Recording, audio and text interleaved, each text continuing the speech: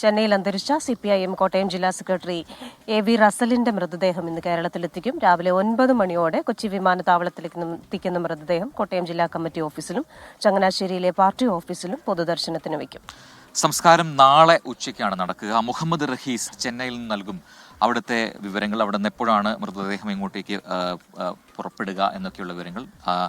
റഹീസ് രാവിലെ 9 മണിയോടെ കൊച്ചി വിമാനത്താവളത്തിലേക്ക് എത്തിക്കും എന്നാണ് നേരത്തെ അറിയിച്ചിരിക്കുന്നത് ഭൗതികദേഹം.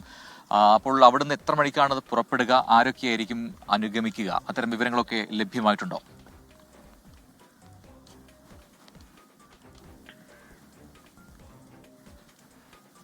ഇതിനോടകം തന്നെ AV റസലിന്റെ മൃതദേഹം ഇപ്പോൾ അപ്പോളോ ഹോസ്പിറ്റലിൽ നിന്നും ഈ ചെന്നൈ വിമാനത്താവളത്തിലേക്ക് എത്തിച്ചിട്ടുണ്ട് എന്നുള്ള വിവരമാണ് ഇപ്പോൾ ലഭിക്കുന്നത്.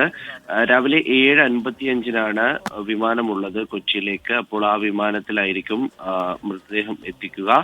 ഒപ്പം മന്ത്രി VN വാസവൻ ഇന്നലെ രാത്രി വൈകി കോട്ടയത്ത് നിന്നുള്ള മന്ത്രി, ഒപ്പം തന്നെ AV റസലിന്റെ ഒപ്പം രാഷ്ട്രീയ പ്രവർത്തനം നടത്തിയിരുന്നയാൾ, അദ്ദേഹം ആണ് ഇന്നലെ രാത്രി വൈകി ചെന്നൈയിലേക്ക് എത്തിയത്. അപ്പോൾ അദ്ദേഹം ഈ മൃതദേഹത്തെ അനുഗമിക്കുന്നുണ്ട്.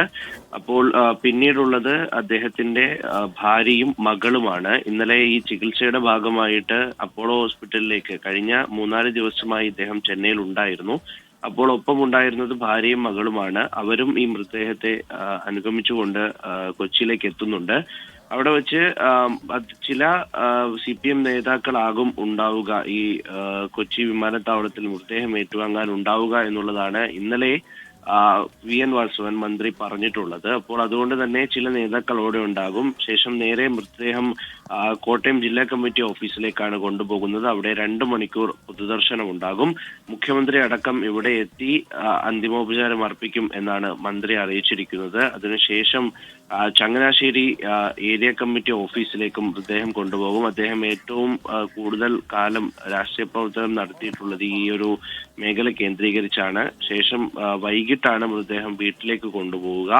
നാളെ ഉച്ചയ്ക്ക് 12 മണിയോടെ സംസ്കാരം ഉണ്ടാകും എന്നാണ് അറിയിച്ചിരിക്കുന്നത്. എന്തായാലും 9 മണിയോടുകൂടി കൊച്ചി വിമാനത്താവളത്തിലേക്ക് മൃതദേഹം എത്തി.